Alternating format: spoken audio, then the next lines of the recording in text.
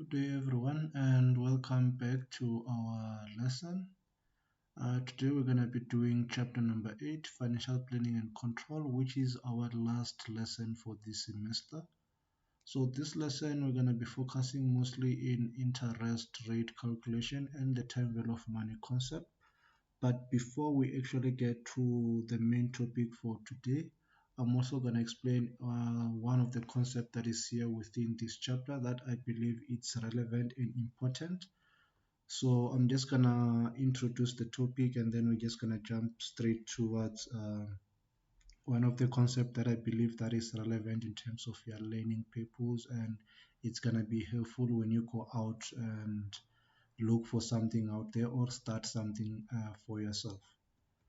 So today's lesson, there are recordings that are also uploaded in YouTube or that are already pre-recorded by other people. That could be of your assistant, where you get to find it difficult to understand some of the concepts that I'll be using or explaining here. So I've got interest rate calculation, which is there is a link placed here which you can actually use, time value of money concept. And today's lesson, we're going to be covering page 326 to 340 of your textbook Finance in Media, the 4th edition. So under today's lesson, we are going to cover interest rate calculation, simple interest rate, compound interest rate, difference between simple and compound, as well as the concept of time value of money. So by the end of this lesson, you should be able to understand what interest rates are, understand simple as well as to calculate simple interest rate, understand and be able to calculate compound interest rate, understand the difference between the simple interest rate as well as compound interest rate, and the full concept of time value of money. So that's what we are going to be covering today. So without wasting time, I'm going to switch to our textbook. So on our textbook, we are currently on chapter number 8. So I'm going to be covering first 8.2, which is the business plan. You need to be able to understand why are we doing the interest calculation and the time value of money concept. Why is it relevant to our learning? So before we actually do that, let's take a look at what a business plan is and why do we need to understand this interest as well as the concept of time value of money. So here it says that in terms of the business plan, a business plan is a sales document that conveys the promises and excitement of your business idea to any potential backer or stakeholder. So the stakeholder may include the bank, potential investors, or employees who need to be assured that they've got a future in the business. So when it comes to a business plan, the business plan is a fully detailed document of how the business is going to operate and what will be the target market and what are the financial in terms of the financial needs of the business, what are your market customers, competitors, where is the business going to be located, what is the mission, what is the vision, what is the objective of this business in the first place to actually exist, what is it supposed to actually serve to the customers. So all of these are involved within what you call a business plan. So when you actually get to draft or start up a business, so the most important tool that you can actually get to do is that you can register a company. Once you have registered your company, then it is important that you actually get to draft a business plan. So a business plan will guide you in terms of what your business wants to achieve and what will be the stakeholders within your business, where the stakeholders will be your customers, will be people who are willing to offer you capital to actually go ahead with the company if you do not have enough capital, which can be the bank or other people who wants to form partnership with you, which will refer them as the equity providers. So with that business plan being in place, if you find yourself being in a shortage in terms of capital to actually get to run the business or to actually start up the business, so in most cases you're gonna go outside to financial institution or to actually investors, business investors, and you're gonna look for capital. So when you look for capital, those people will actually require a certain reward or a certain return from their investment within your company. Some of the people will actually say that if I am going to actually offer you the following money, I will actually require at least 20% ownership of the company. So, meaning that that type of an investment by that person will be referred as an equity finance because they are looking for ownership of the business. And where someone gives you money and tell you that you have to repay it back, and these are the terms of repaying the money back, and after that we're gonna part ways and we're not gonna have any relationship therefore afterwards.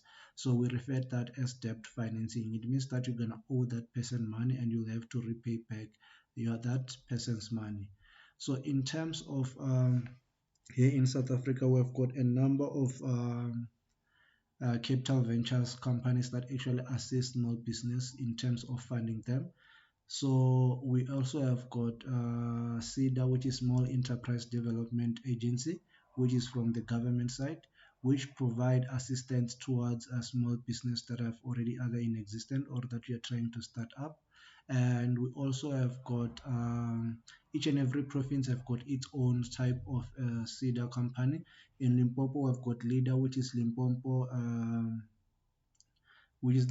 Empowerment Development Agency, which empowers those small businesses, micro, medium companies, and offer them funding. We've got our NDYA, National Youth Development Agency, which funds youth projects that are requiring capital. So for them to actually get to assess if you're actually gonna need funding or you actually do qualify for funding. So the most important document that will actually indicate whether this business is a good business or not, it's actually gonna be the business plan, as well as how do you actually bake up your business plan. So this will be your experience. So if you're going to actually draft a business or you're going to start a business, it is always relevant that whatever business that you're trying to start, you have got full knowledge of, and you also have got background to actually support your business as well as your ideas. You cannot start a chemical engineering company whereas you have got a background from the media side. So it is important that if you're starting something and you're going to require funding, therefore start something that you have got knowledge of and full background of, and you have already have some experience or either academic knowledge of what that business is supposed to actually do. Do your research in terms of the product that is going to be that you are trying to actually sell to the market, and then what is your market, what is the competitiveness, and then how you're going to price your product, what is the cost startup, and what you're going to need. If you're going to have partners, you need to also make sure that your partner's background are actually in good standing, because when it comes to financing, also the team that you're going to actually have within in place also need to be having good reputation. So if one actually have got a bad reputation, that could actually lead to you or actually failing the company in terms of actually acquiring capital from external capital providers. So here it says that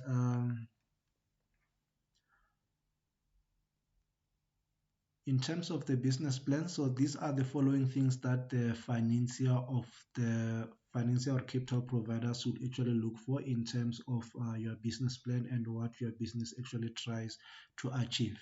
So here it says that the thread that runs through the screening for every loan application, it is the risk posed by the applicant and the underlying business idea. So the financier would like to see the entrepreneur background as well as to back up his own idea with equity. So it is always important that if you're starting a business, at least make sure that you at least have enough equity to show that you have got something that you are putting yourself as a part of your capital, to say that I have at least this following much capital and I actually require the following assistance in actually acquiring the following type of resources. So this is part of something that will actually be looked into. So your business plan will actually entails how much equity your company already have, which is coming from you, and so that it shows that you are willing to actually get to invest into this company by yourself without actually having to look for equity. But in this case, you do not have enough. So the second thing is that to a great extent, the decision whether to proceed beyond the initial reading of a plan will depend on the quality of the financial agreement and the revenue model used to support the investment proposal.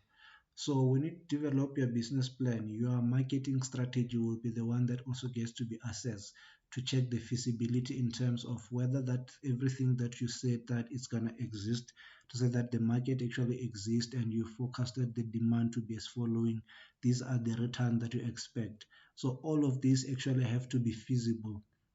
So if they are not feasible, therefore the project gets to be denied. Investors will not want to invest within that specific company. So even if you are drafting that business plan for someone, make sure that whatever the project proposal or investment proposal is actually all about, the feasibility of generating returns or revenue, it's actually feasible, it's doable. And therefore, we're going to move to the third part. Financier will require a near certainty that their money will be paid back to them.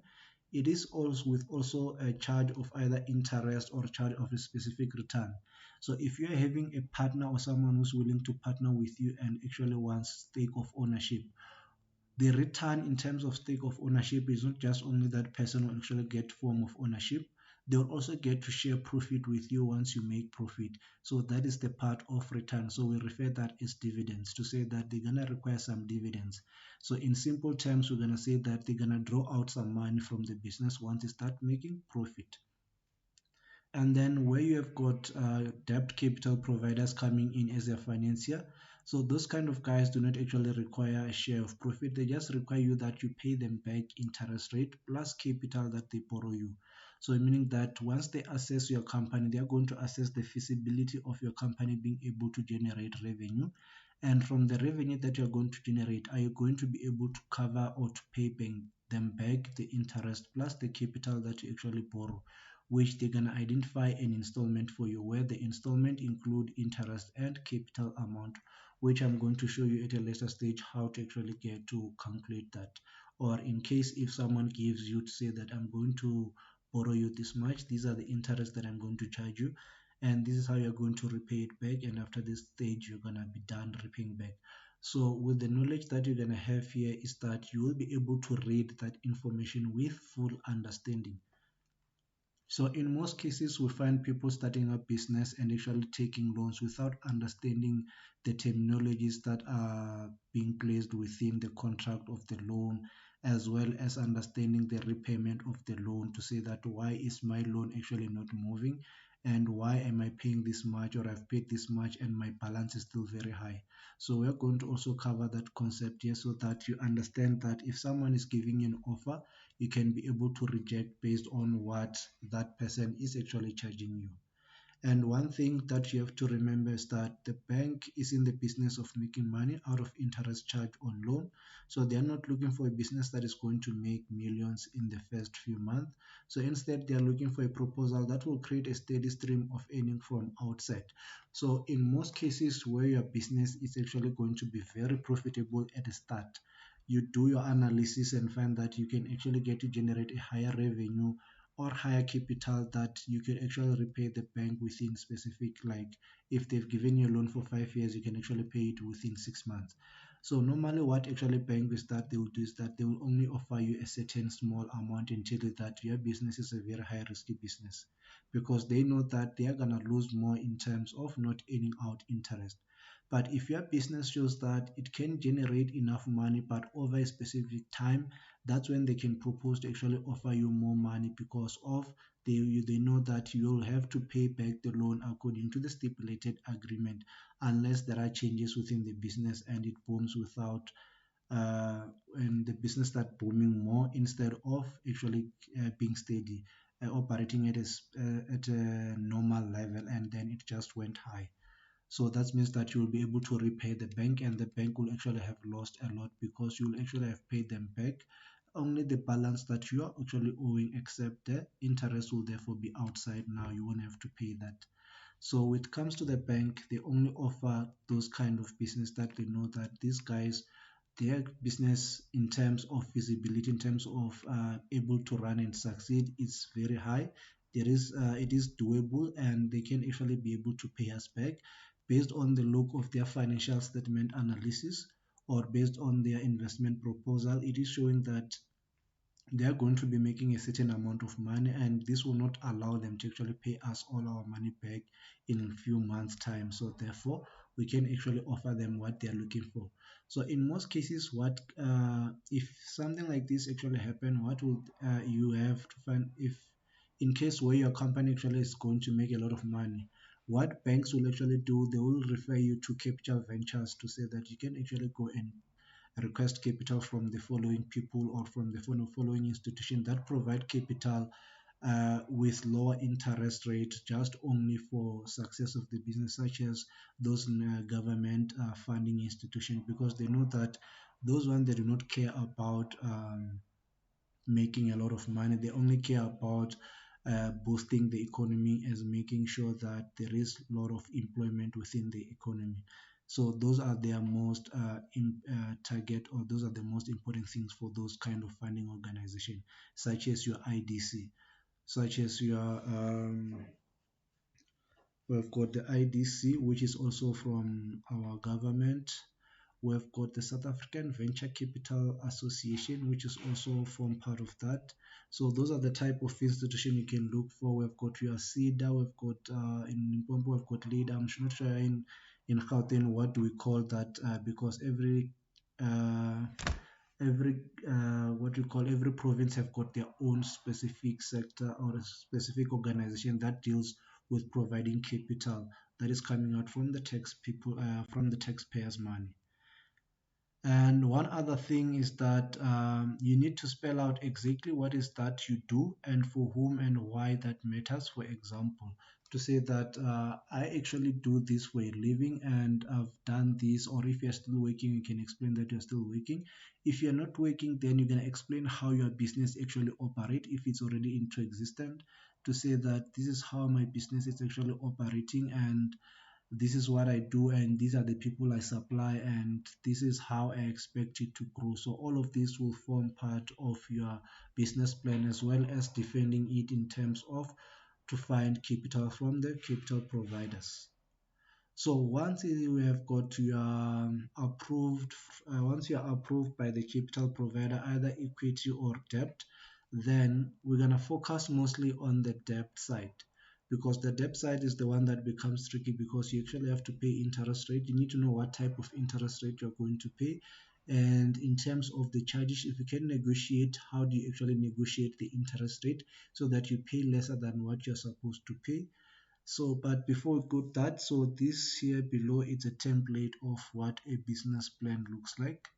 So in your business plan, you're gonna have your first page. So your first page will actually show the name of the business, the logo, the name of the lead entrepreneur, the date of the business plan, this, and it's gonna also state that this is a confidential document. It's not supposed to be used anyhow, so it's only supposed to be used by the relevant people who have been issued the document. And then your next page, if you have already have got the following information, you can actually have them on your next page: the name of the business, the postal address of the business if you already have the postal address, the physical address of the business. You can also include the physical address of the business, the name, address, and contact details of the lead entrepreneur, to say that if someone wants to actually get to offer you something, or someone is trying to become partnership, they need to be able to know, okay, this is the business owner, this is how I contact the person, and this is the location where this person is residing, so they actually know where you're staying, so that they don't think that they're just offering a ghost type of a capital which can disappear anytime.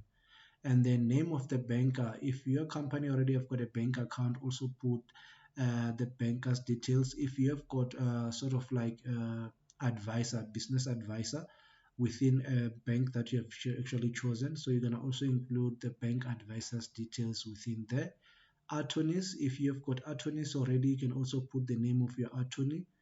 Name of accountants or auditors, if your business was started or you get assistance from an accountant firm, you're going to list them as your what to call accountants and auditors, because they are the ones that are going to assist you in terms of drafting up your financial statement, as well as to make sure that you perform your financial feasibility of your project, so they've got more information in terms of the project profitability. So you're going to also include their details. After that, you're going to have the contact page.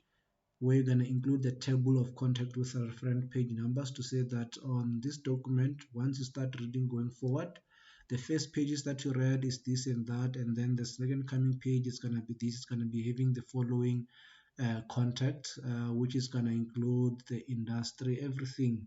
So that will be under your table of contact. And then after table of contact, we're going to have an executive summary, which is going to be explaining the business, why is the business, and why the business do you think is the best idea, the competitiveness of the business in terms of the market you are trying to enter into. What is the market? Is there a market? Is there a market barrier?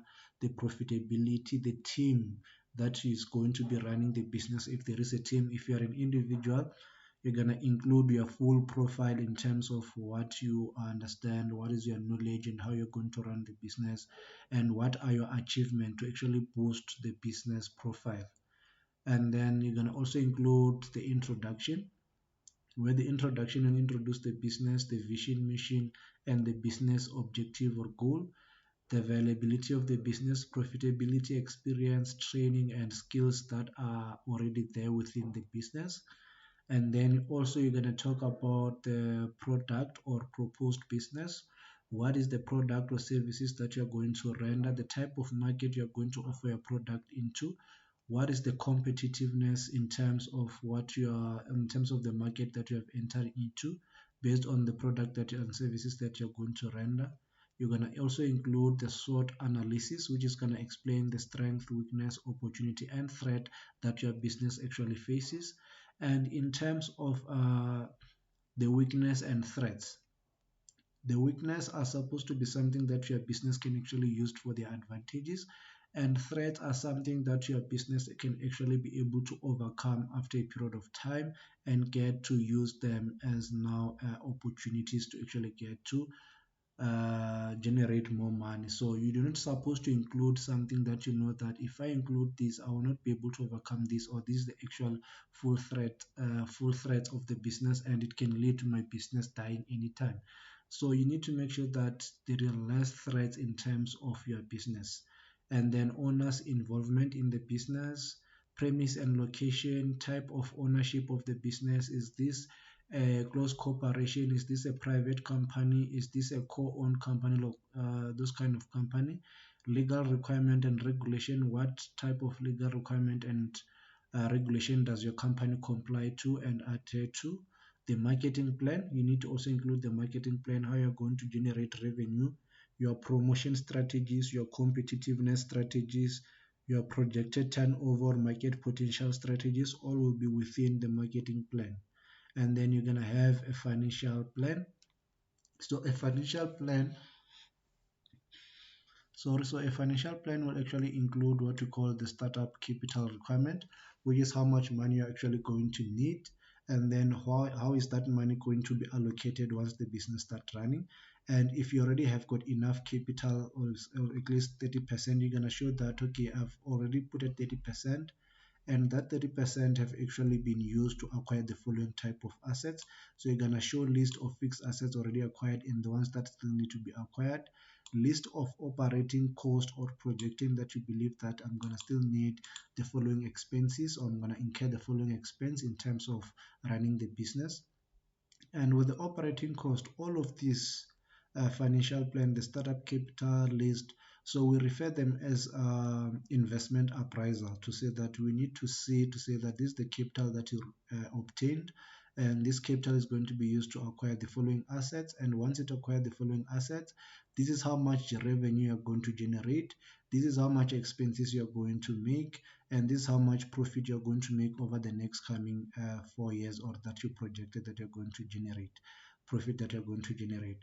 And that information have to be feasible based on everything that you mentioned earlier on in terms of the marketing strategy, the business product. So all of these information that you provided earlier have to support all of these.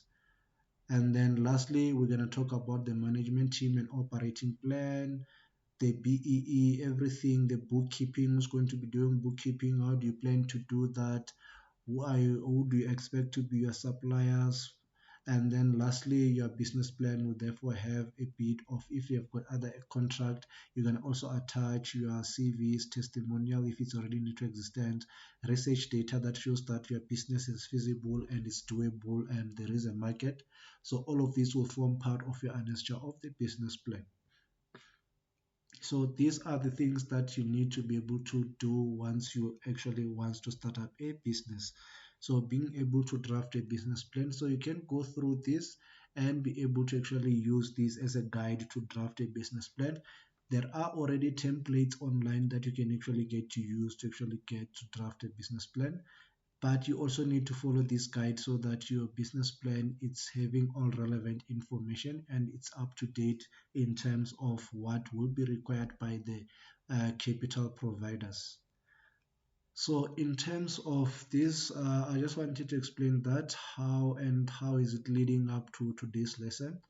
So I did explain that once you have got identify your business plan, you've got everything and you don't have enough capital, you're gonna look for capital outside the business or outside of your own finances. So once you do that, you can either go to equity providers or you can either find debt providers. So in terms of equity capital providers, those one will require share of the business and they'll take share of profit. So that's it. So those one they don't have much in terms of projection and calculation because they're also taking the same risks that you are actually taking. But in terms of debt providers, it becomes a bit different. Those one they are not willing to take risk in terms of the business failure. They are saying that if we're going to offer you this money, you're going to pay us. And if you fail to pay us, what is going to actually happen is that we are going to actually get to sell all the assets that you used our money to buy and then recover all our money back. And in case you fail, you might also have to actually link something of your own personal if you are the only sole um, if you're the only sole owner of the business, to say that you're a sole proprietor in terms of the business business, the type of business that you actually entered is what we call a sole proprietor. You're the only one running the business. So in that case, you might actually link some of your assets to the debt provider to say that if I fail to pay capital back and the assets that I've bought have depreciated to a point that you can no longer recover all the money that I owe you or the balance that I owe you, you can then use some of my assets or sell some of my assets or use my, maybe you're still working, to say use my work income as a security to say that in case if the business fail and you sell everything and you still owe you something like 100,000, therefore I'll pay that 100,000 through my salary from my employer, so it becomes a debt to you. So those are kind of things that will be involved when you actually get to acquire capital from debt providers. So in today's lesson, we're going to talk about interest rate that you're going to be charged. So in terms of interest rates, so here it says that we have got a simple interest rate. So it says interest is the cost of money as a result of inflation, and it is known that 5,000 received today is worth more than 5,000 received 1 year from now on. So with all of this being said, so this is actually what we call time value of money. So the time value of money concept is to say that the money that you hold today is not worth the same as the one that you're going to receive in the future. The one that you hold today, it's much far, it have got more worth than the one that you're going to receive in the future. So with the time value of money concept, we're saying that the money that you invest today in year one or in year zero, once you receive it in year two, if you invest it, it's gonna appreciate based on the interest rate that you're gonna be being offered. So meaning that this value of this money is going to appreciate to become have the same value in the future because the interest rate covers the inflation. So meaning that if you invest 10,000 today and then in the future you receive 100,000, so the 100,000 that you're going to receive in the future, it's equivalent to the 10,000 that you invested today. I'll just make an example that will be a bit realistic. I think 20 years ago, if I'm not mistaken, 20 years ago, a car was worth 10,000. Most cars were worth somewhere between 8 to 15,000. That was expensive cars back then. You have noticed that between the 1990s, cars were somewhere around 10,000, 15,000. And now in 20 years time, cars are actually worth 200,000 up to a million. depending on the luxury of the car. So the same used to apply back then. If you bought a car back then, it was 100,000, it was a luxury car. So if for someone who invested 10,000 back then, that money currently today is sitting somewhere around 300, 400,000. So it's equivalent to the same amount that you could actually use to buy a car today. So to say that with the time value of money concept, when you invest money, you are not actually gaining any money. What is actually happening is that the money that you invested, it's actually appreciating to the value of money that is supposed to be equivalent, that is equivalent to the future in amount of a product that you're going to need in the future. To say that if you are going to buy something that is going to be worth 100,000 in the future, therefore today that something is going to be worth 10,000, so you can either buy it today or maybe you may buy it in the future. So therefore you're going to invest the money today. By that time your money gets to appreciate and you get to receive it, it is still gonna be equivalent to the same 10,000 that you hold it back then, but it's gonna buy you the same type of assets. So there is no capital gain. So in terms of investing money, so in terms of investing money, there is no capital gain. It's just only your money uprising and meeting the standard of living at a specific time frame, as well as meeting the inflation that is have already went up. So that is what actually happened when you talk about the time value of money concept. So in terms of debt providers, they can either charge you simple interest. Simple interest is when someone offers you a loan and say that I'm gonna offer you 10,000 as a loan, and then you're gonna pay 10% every year or every month of the loan that I give you, and then you're gonna pay me the capital either at the end of the loan or just now. So most of these we found them as part of what we call bond. So we've got bonds in terms of company issue bonds, government issue bonds. So these are type of loan, to say that you can either loan companies through bonds, meaning that they are only going to pay you interest, and when they pay you interest, the interest will be based on the amount that you actually borrowed them. And then after that, at the end of the agreement term, they're going to pay you all the money that they owe you, which is the money that you give to them. So that's what we referred as bonds. So these are called corporate bonds, government bonds, retail bonds. So you can take a look into them. So these are another type of an investment. You only receive interest. And then this mostly simple interest applies to this nowadays, or when you go to loan sharks. So loan sharks can also offer simple interest rate. So here it says that interest is the money paid for the use of borrowed money, and it is paid by the borrower to compensate the lender for not having the possession of that money. So on the other person's side, it's not actually a loan, it's an investment towards you. So that will be the interest he's earning. And on someone who gets to receive the money, it's a loan, meaning that it's interest that is has to be paid. So those two people involved into this agreement, the borrower and the lender, will see this in a different way. The other one will see it as an investment, the other one will see it as a loan. So here it says that the initial amount borrowed or invested is referred as the principal amount, and the period of time which is borrowed or invested is referred as the duration or the time. Okay, just say that this is the time of the agreement or term. We can say duration, or we can say that this is our terms. And then the percentage agreed on between the borrower and the lender is called the interest rate. So here in this case, we're going to refer this as simple interest rate. So with the simple interest rate means that the same amount of interest is paid each year, and no interest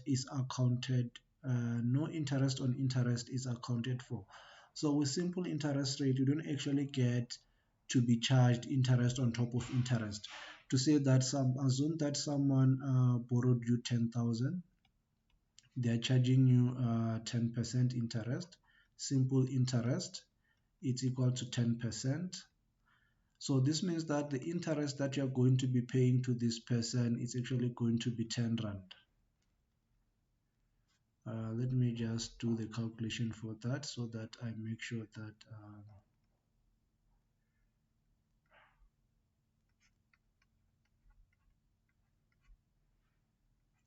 So it's actually 1000. Sorry, not 10 rand, it's 1000.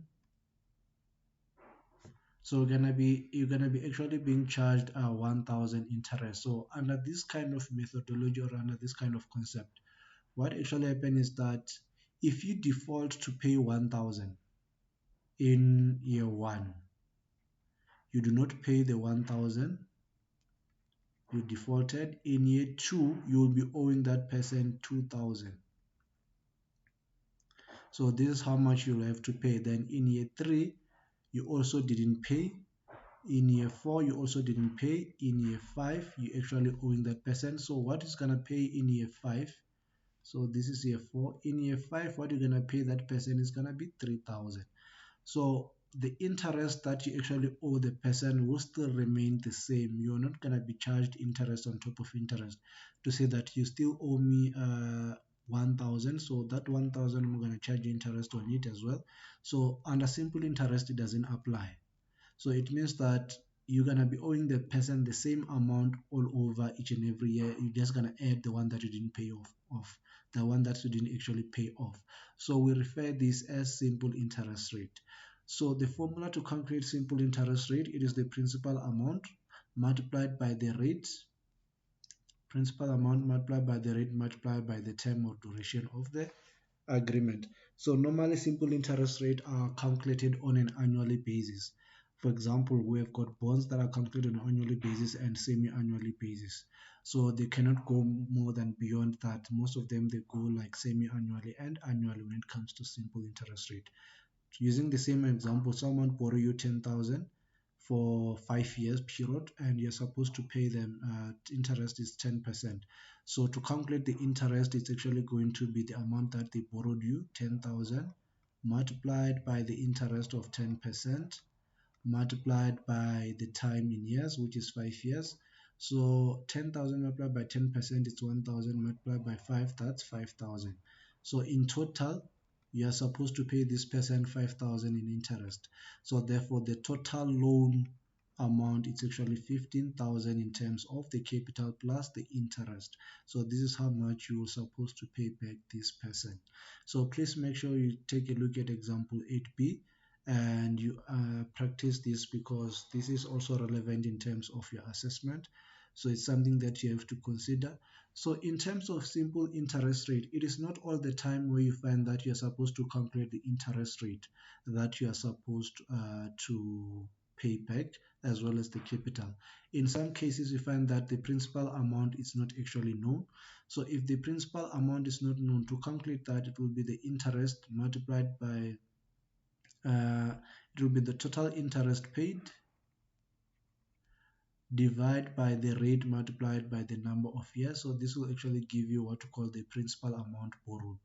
And therefore, if you are looking for the time, that will be the interest paid divide by the multiplied by the price multiplied by the principal amount. The principal amount will be multiplied by the interest rate that you are being charged, and therefore this will actually then give you the time period. And in terms of identifying the rate, how much interest you are being charged, it's interest paid if you are just paying multiplied by the principal amount, which the principal amount will be multiplied by the duration of the term.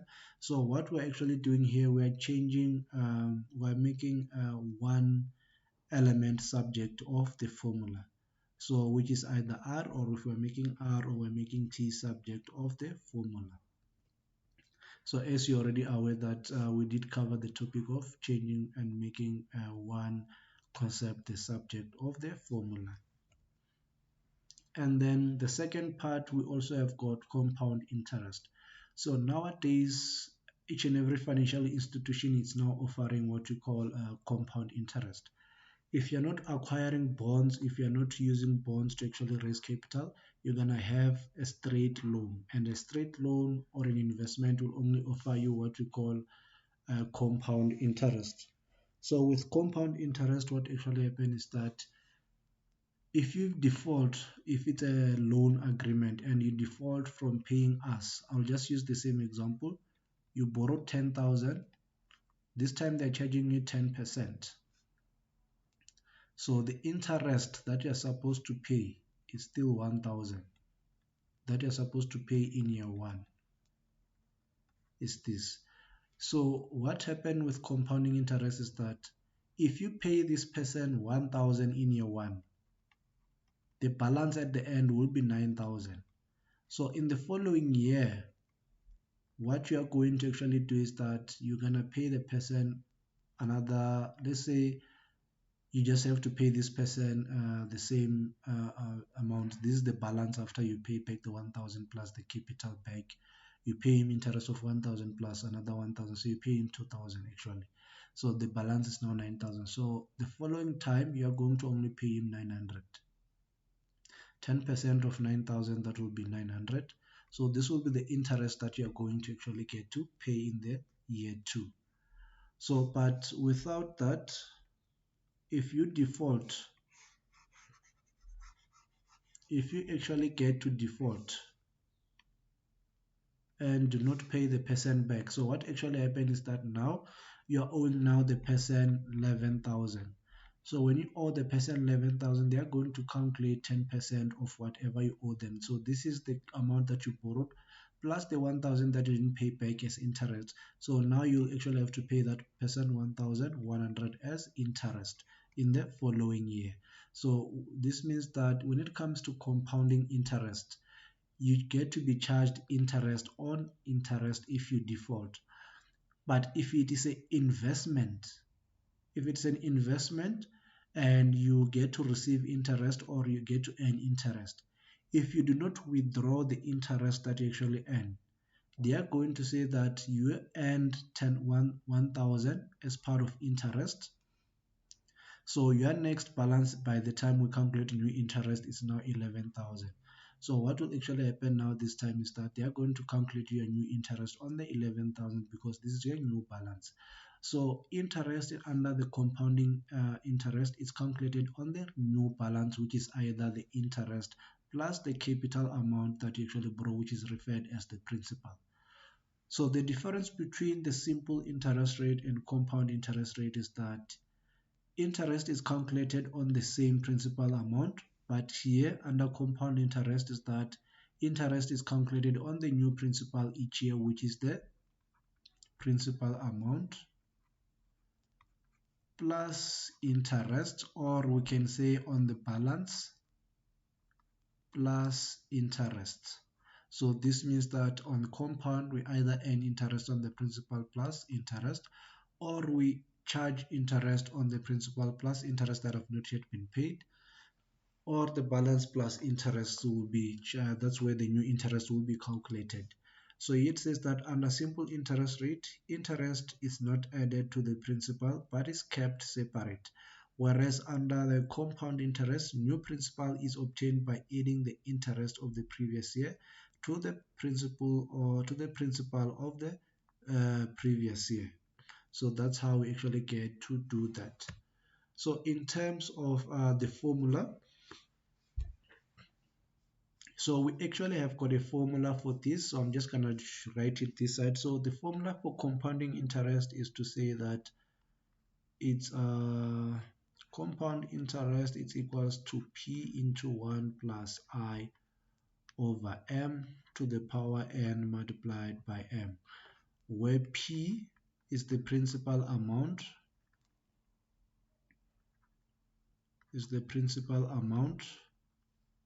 this is 1 and this is actually I.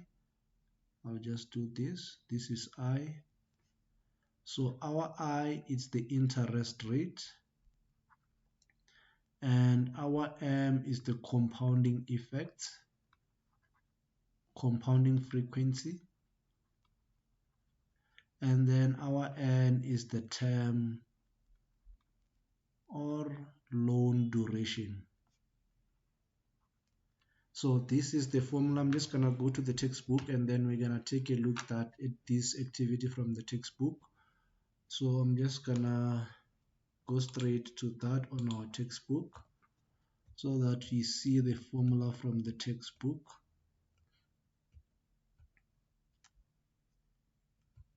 I'm going to look for compounding interest rate. So this first formula that you're actually seeing here, that is here, this is the formula for compounding interest when everything is being compounded annually. So if your interest are being compounded annually, so you can just use this formula that is here, which is um, investment equals to P multiplied by 1 plus I to the power of n. So in this case, when you're calculating using the compounding formula, it gives you the total investment amount. So meaning that your investment amount is also inclusive of interest. So for you to be able to identify the interest that was paid, it is going to be the original investment amount multiply the one that you calculated from your formula, which is 133. So therefore you'll get 33,000 as your interest that are being charged over this investment. But where interest, in terms of compounding interest, so this is the formula that you should use most of the time.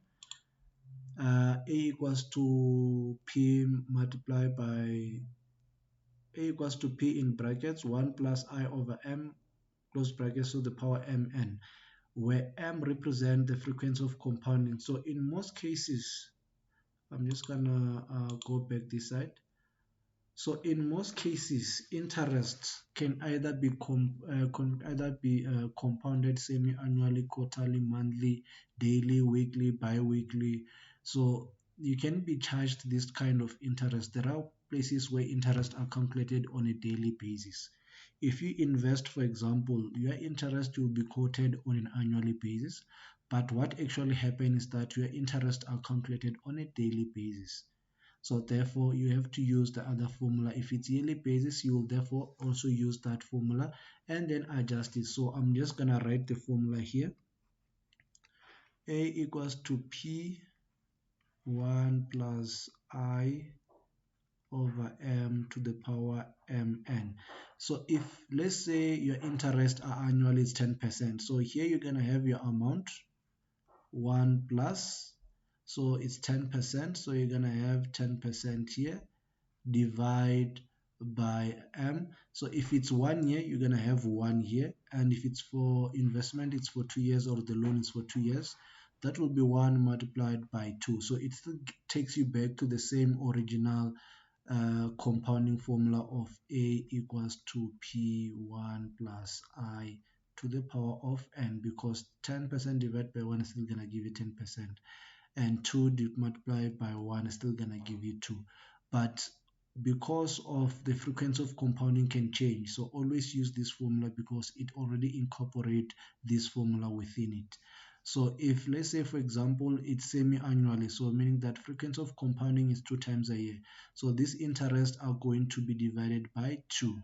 So your interest here are going to be divided by 2. Here it's going to be 2 times 2, since the loan term is 2 years, so meaning that you are going to make 4 payments. So this one here represents the number of payments that you're going to make. So that is the frequency of compounding multiplied by the duration of the loan. So that means that if it is 4, it means that you are going to make 4 payments. And then here you're going to have your amount. And therefore, once you calculate, you're going to have your value. So let's take a look at the examples that are here on the book on the board, and then we'll be able to see how to calculate all of those.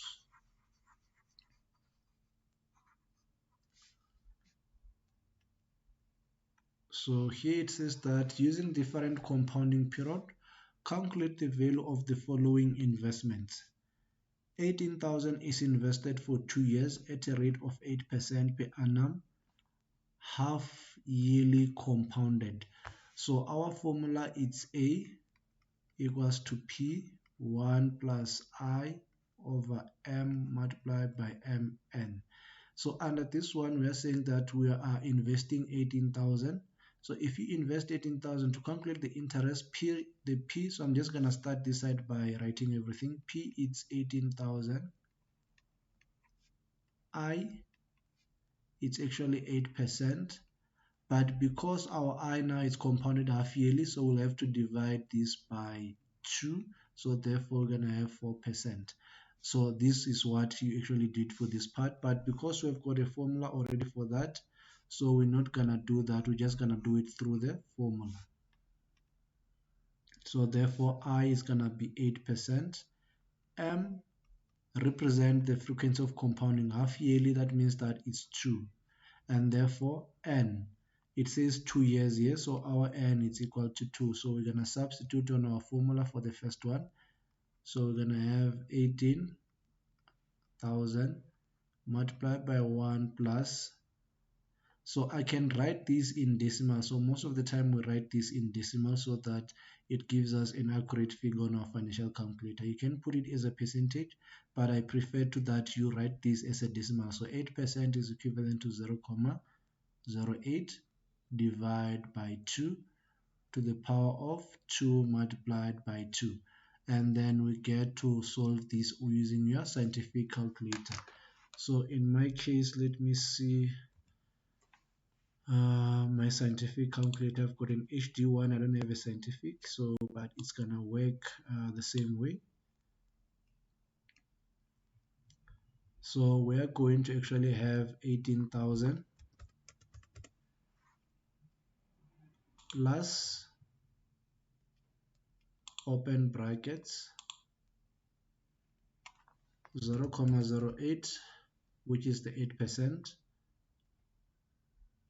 and this is divided by 2. So I forgot the 1 plus, so it's 1 plus,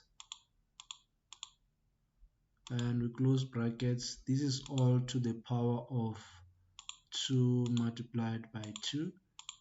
This is going to give us okay, let me just see if I wrote everything very well there.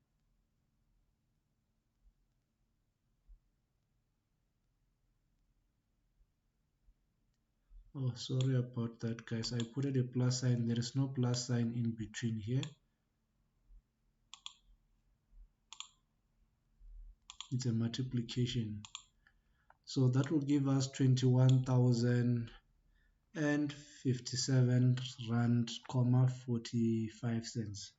So our total amount is 21,057 cents, 45 and 57 rand, 45 cents. So this is the amount. So to calculate the interest that was earned, so interest earned in this investment will actually be 21,057.45 cents minus 18,000. So this is how you calculate interest on compounding interest. So you actually get to earn a lot of like this because of you are earning interest on top of interest.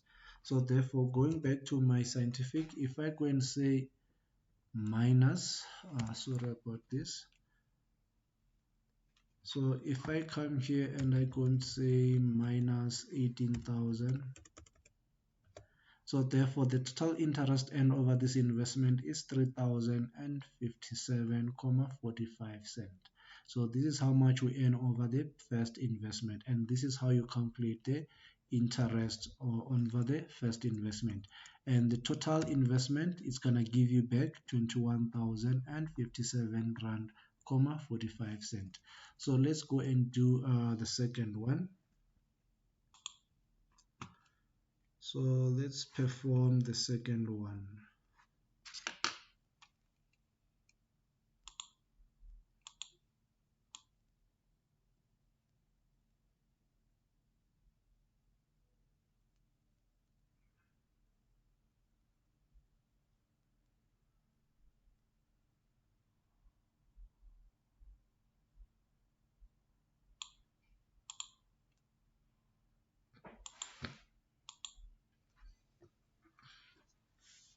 So with the second one, we're also gonna use the same formula. We're just gonna label down our variables in terms of our formula.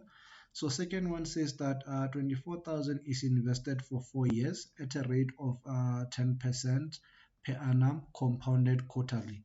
So our investment amount, which is the principal amount, is 24,000. So we're gonna have 24,000. Our I is 10%.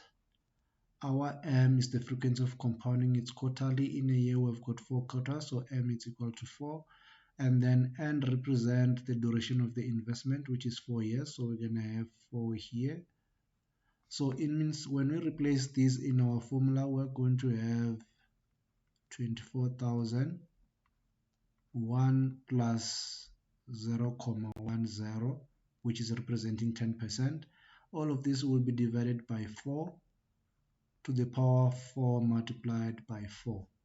So you just go on your calculator and then actually get to use this and calculate the figures. So in this case, we are saying that we have got 24,000 as our principal amount multiplied by 1 plus 0.10 divided by 4. All of this to the power of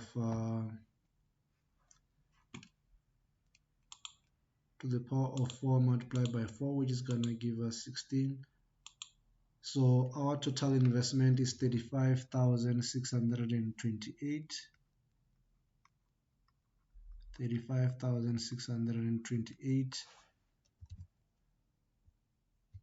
13 cents. So this is how much we get over the total investment. So when you use the compounding interest formula, it also includes the 24,000 in it on its final figure. So this 35,000 include the principal amount as well as the interest end. So to calculate the interest, you are going to subtract 24,000 out of this amount, which is actually going to be equals to 11,628.13 cents. So this is how much interest we have actually earned over this investment. So one of the good concept about the compounding interest, the more the frequency of compounding, the more you actually get to make more money. So if you are investing into a bank and they are going to quote you to say that your interest are going to be on a monthly basis, so it means that you'll be earning more than someone who's actually receiving interest on an annually basis. So what actually happens is that your interest will be quoted like this to say that you're going to earn 10% per annum. But that 10% per annum, if you decide to withdraw all the interest that you're going to receive, you're just going to earn exactly 10%. But if you decide not to actually withdraw any investment or any interest, what actually happens is that you are going to earn interest over the interest that are still remaining in your account. So your new balance will be the previous balance plus the new interest earned this month. Therefore, they're going to calculate the interest for the next coming month based on this both total investment amount plus the already earned interest or accumulated interest. So on the last one, it says 36,000 is invested for 2 years at a rate of 12% per annum, monthly compounded. So with this being already here, so what we're gonna do is that I want to try us to do this in two methods. So we're just gonna still do it on 12% per annum, and then here we're gonna use half yearly. Oh, sorry about that. I just wanna erase something.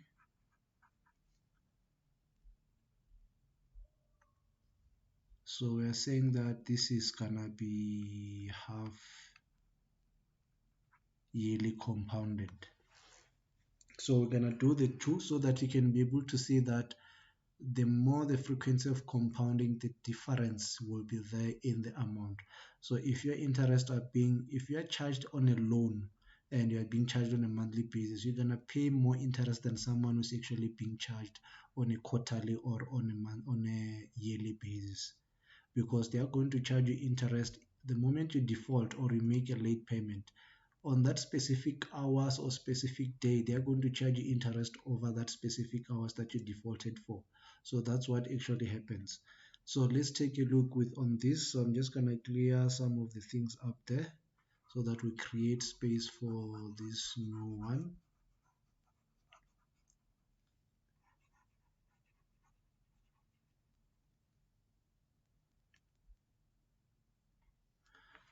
So here we're labeling 36,000 as our principal amount.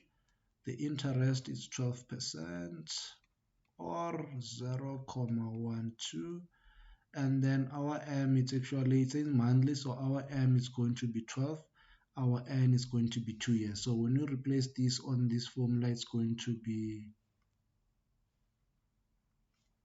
36,000 multiplied by 1 plus 0.12. All of this divide by 12 to the power of 12 multiplied by 2. So therefore we can use this and put it on our financial calculator. So that will be 36,000 multiplied by open brackets by 1 plus 0.12 divide by 12 to the power of 12 multiplied by 2. So meaning that this investment will lead us 45,710. So we're gonna make 45,710 comma 45 cents. So this is when the interest are being compounded on a monthly basis. So let's take a look. This is monthly basis. So let's take a look at half yearly. So half yearly will actually be 36,000 1 plus multiplied by 1 plus 0.12 divided by 2 to the power of 2 multiplied by 2. So we're just gonna change those on our formula. So there it's going to actually be 2 multiplied by 2 and then divide by 2. So we're gonna have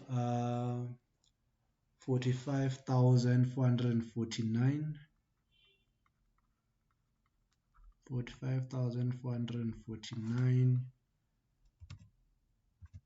17 cents. So you will see that here it's 45,710, here it's 45,449.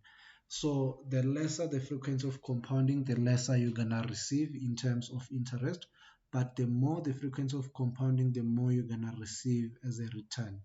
And if it's a loan, then you're gonna be charged more than what you actually gonna be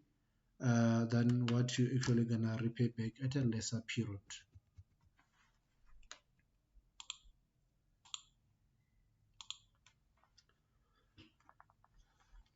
So now let's move to the next concept for today, the time value of money concept. So what we're actually doing there, we're already covering the full time value of money concept. So we just did the compounding interest. So the time value of money concept is based on all the interest that every time you invest money into the bank, your money will appreciate based on the interest that is being charged, as well as also going to incorporate the inflation. So meaning that for you to invest your money and still have got the same value of your money will appreciate by what we call interest rate.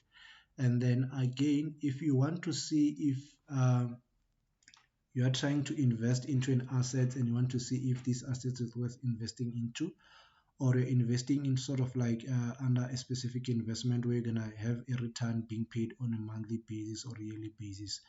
So you can use the time value of money concept to discount all the future cash flow and then be able to identify if the future cash flow that you're gonna receive in the future are equivalent to the amount that you're actually investing today.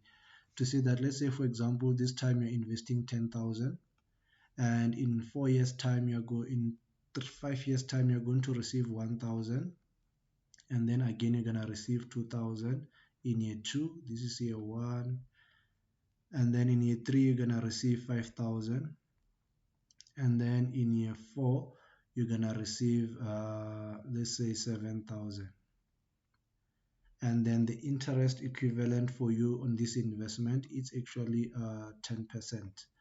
So what actually happened is that you can use time value of money concept to actually get to discount all of this. So we call it the discounting using the 10% to see if this all amount you're going to receive in the future will be equivalent to the 10,000 that you invested today. Because you might find that you're going to invest 10,000 and receive all of this amount, but by the time you receive all of this amount, you find that their value are even much worth less than what you actually invested. All this combined, you find that you only recovered 9,500 with, even though when you add the total of these, it gives you 15,000. but you find that all that 15,000 is equivalent to 9,000 today based on the interest rate that you could have earned over this investment. So that is what the time value of money concept allows us to do. So when you do the concept called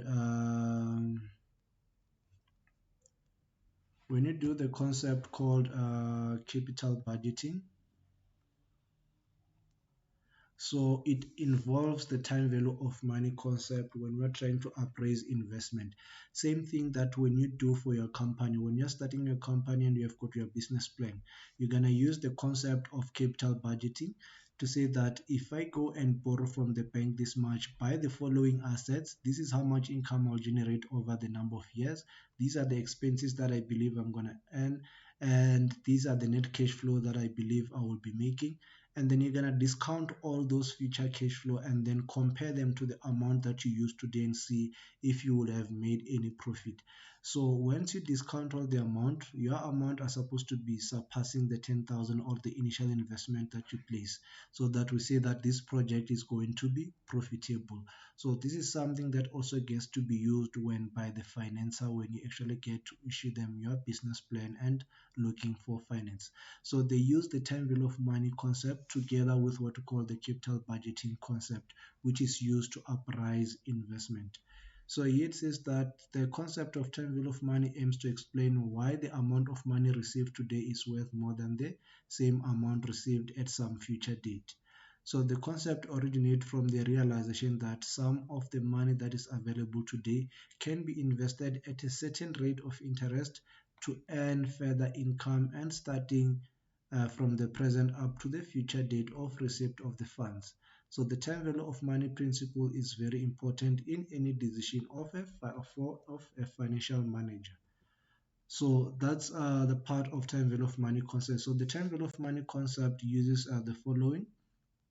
We have got the present value, we've got the future value, we've got the interest earned over the year, and we've got and representing the number of period that you are going to make payments. Include this is your years multiplied by the frequency of compounding, and then we have got your PMT representing the number of payments. So with this actually happening, so the concept that I was teaching in terms of the simple compounding interest can still be applied under the time value of money concept, which is going to be using present value, future value, as well as interest rate, nominal end. So I'm just going to come back to this. I'm going to use this activity just to show you how this actually gets to work. So I'm going to use my financial calculator to show you the concept of time value of money through this specific financial calculator. So here it says TVM on my calculator representing time value of money. So once I say second function and I press clear this, it will say time value of money calculation have been cleared, one payment have been set. So this calculator allows us to be able to perform all of this calculation without use of this formula. So there is a built-in algorithm within this calculator that allows us to just capture these details or the elements that are within here, and then the calculator will actually do that. So here I'm saying that the frequency of compounding is 12, so I'm just gonna set that on my calculator, and then I'm gonna clear until it says 12 payments have been set per year. So we're going to get 12 payments per year or monthly basis. Then I can capture my data, which is saying 36,000 is the amount I am investing today. So this requires you to also capture if the amount is an inflow or an outflow. So I'm just gonna say this is an outflow. This is the money that is going out from my pocket. So I'm just gonna say this is my present value. This is the amount I'm paying now. And then I'm not gonna withdraw anything on this investment. So therefore 0 will be the PMT. So that there's no payment that is going to be made. I'm just gonna wait until the end of the duration of the term. And we are saying that this is for 2 years. This is for 2 years. So I'm going to say 2 multiplied by my frequency of compounding. So it's going to be saying 24. So that is 2 multiplied by 12, giving me the 24. And then my interest, I'm saying that it's 12. So I'm just going to come here and say interest is 12. Then I can calculate my future value, my total investment. So my total investment value is 45,710.45 cents, which is the same as the one that we got here. So with the calculator, you can be able to calculate all these future investment, how much you're supposed to pay, how much you're supposed to earn. So even if you're trying to buy an asset, if for example buying a vehicle, you can actually get to calculate how much you can estimate the interest that you actually gonna prefer, what the bank should actually offer you, and you can actually negotiate. And if they're failing that, then you can decline and say no, I'm not gonna take on this because I will actually not have enough cash to actually get to support this. My only interest that I can afford is actually the following based on my analysis and my budget. So you can use this calculator to be able to calculate all of that. So one of the concepts that I wanted to explain earlier on again that I did not manage to cover was the concept of loan amortization. So the concept of loan amortization. So loan amortization is a table where under the table you're actually going to have the balance, which is the amount that you actually owe, and then the installment. You're gonna also have got an installment that you're gonna be paying off. So your installment, so what actually happened is that I'm just gonna try and use here this part so that it becomes much easier. I need something to just write it clearly because on the book there it's not right clearly.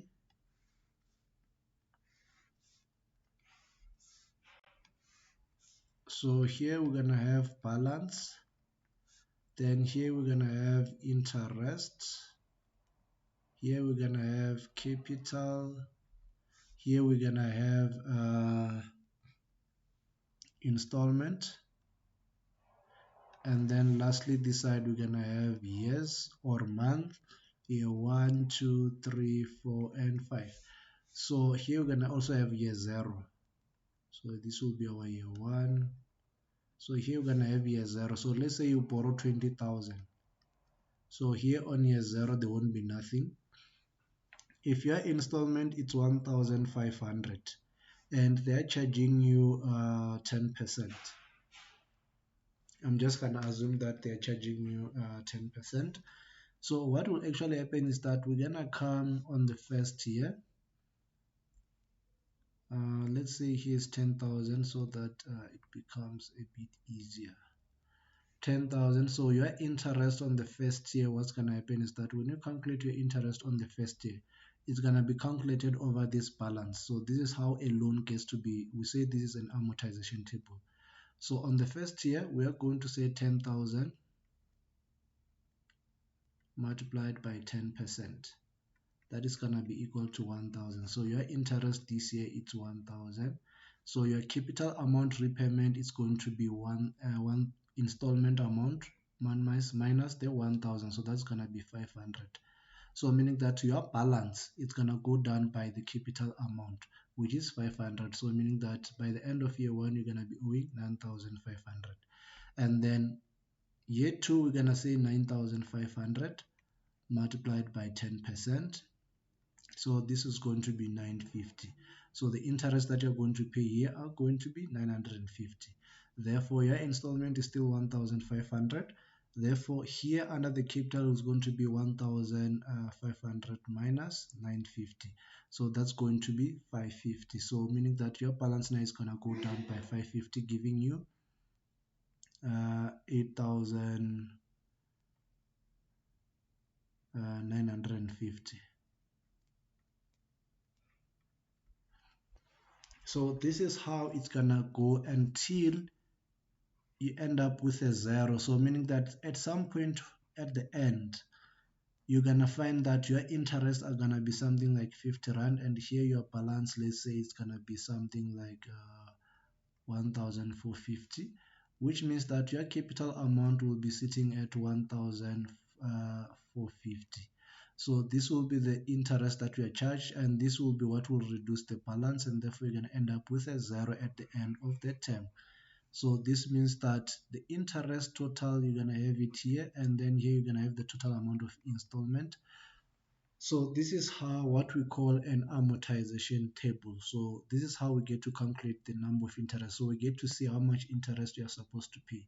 So you will notice with just only few information that I've provided here that in the beginning interest are going to be very high because they are going to be calculated on the first balance, which is going to be the amount that you borrow, And the more your balance decrease, the lesser your interest are going to be charged. So this is how you get to be charged interest. So this is what our book is actually showing us this side, to say that the balance here is 28,000. We're paying 20% per annum. So we're gonna say 28,000 multiplied by 20% is gonna give us 500.